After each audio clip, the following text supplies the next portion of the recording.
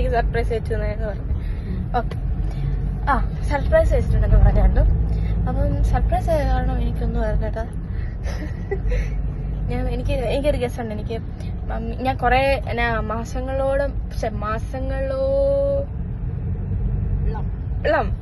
മാസങ്ങളോളം ഞാൻ മമ്മിയുടെ അടുത്ത് പറഞ്ഞുകൊണ്ടിരുന്നതാണ് എനിക്ക് ഒരു ബുക്ക് വേണം. ബുക്ക് തന്നെ സ്റ്റോറി ബുക്സ് ആണ്.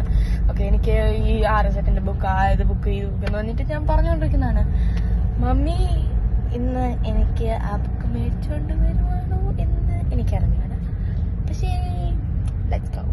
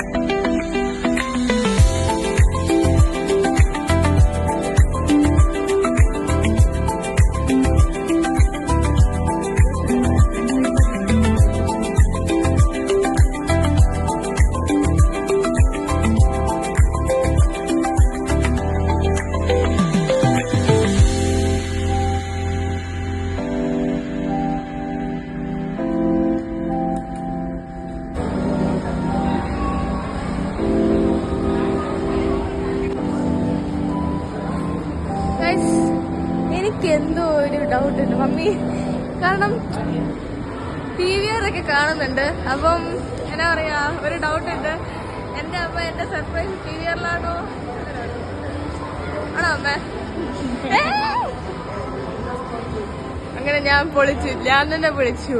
സർപ്രൈസ് ഞാൻ തന്നെ കണ്ടുപിടിച്ചു. ഏത് മൂവിയാന്ന് പറ. ഗസ്സാ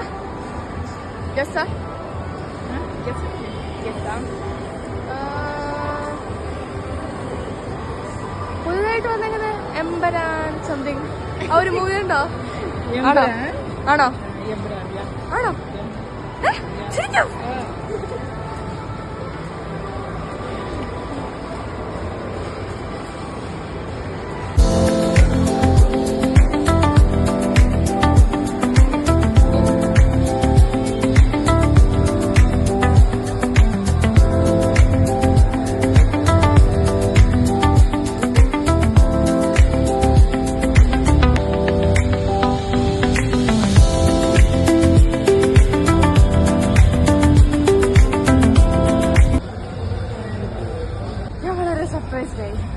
ഇപ്പം ഞാൻ ശരിക്കും പറഞ്ഞ ബുക്കാണ് എക്സ്പെക്ട് ചെയ്തത്. പക്ഷെ ബുക്കിനേക്കാളും എന്നാ മൂവി കാണാൻ പറ്റുന്നുണ്ട്.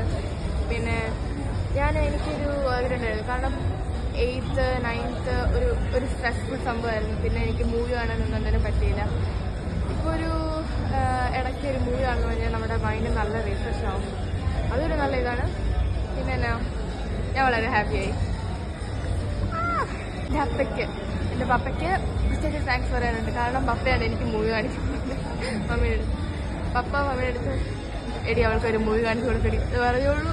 ഇതാവും ഞാൻ PVR സെന്ററിൽ ഇരിക്കുന്നത്. എംബ്രാൻ്റെ റിലീസാണ് പറഞ്ഞിട്ട് വലിയ തിരക്കൊന്നുമില്ല guys. May be half an hour കൂടെ ഉണ്ട് അവിടെ ആയിരിക്കും. ഒരു 20 മിനിറ്റ് കഴിഞ്ഞോളൂ. തിരക്ക് നോക്കൂ, തിരക്കോട് തിരക്ക്.